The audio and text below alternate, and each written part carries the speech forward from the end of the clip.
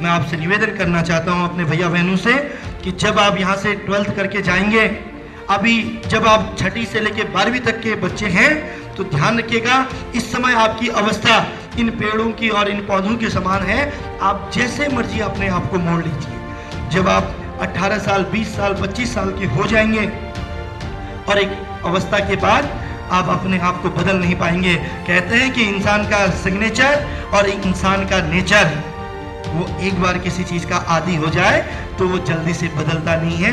अभी तो आप अपने नेचर को भी बदल सकते हैं, अपने सिग्नेचर को भी बदल सकते हैं। आपका नेचर ही आपका भविष्य का सिग्नेचर होगा बेटा।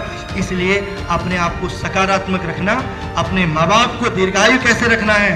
अगर जीवन में कभी देशभक्ति की बात करनी हो, अगर समाज के लिए कुछ कर सको न कर सको, जरूरी नहीं है कोई फौज में जाए, कोई शिक्षक बने, कोई सामाजिक क्षेत्र में जाएगा, कोई नेतृत्व करेगा समाज को आगे बढ़ाने के लिए, राष्ट्र को आगे बढ़ाने के लिए। आपको हर क्षेत्र में आगे होना चाहिए।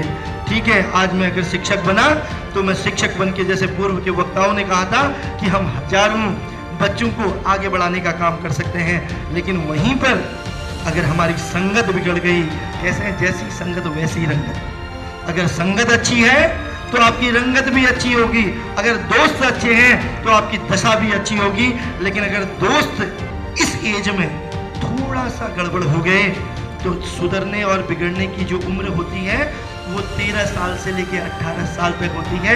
इसी समय अगर आप तैयारी करोगे तो आप एनडीए, सीडीएस, आईएएस, पीसीएस, वक्ता, प्रवक्ता, कोई संगीत में तो कई कला में, कोई स्पोर्ट्स में तो कोई सामाजिक गतिविधियों में और कोई साहित्य में अपने आप को आगे बढ़ा सकता है। लेकिन छोटी छोटी बातों को आप अपने संज्ञान में रखना बेटा। वो सबसे पहली बात है आपका शरीर। अगर शरीर अच्छा है तो सब कुछ अच्छा है। आपके पास कपड़े पुराने हैं या नए, इससे फर्क नहीं पड़ता है बेटा, लेकिन आपका पहनने का ढंग, आपके पैर के नंग से लेकर सर के बाल तक, वो हमको प्रेरित करने वाले हैं।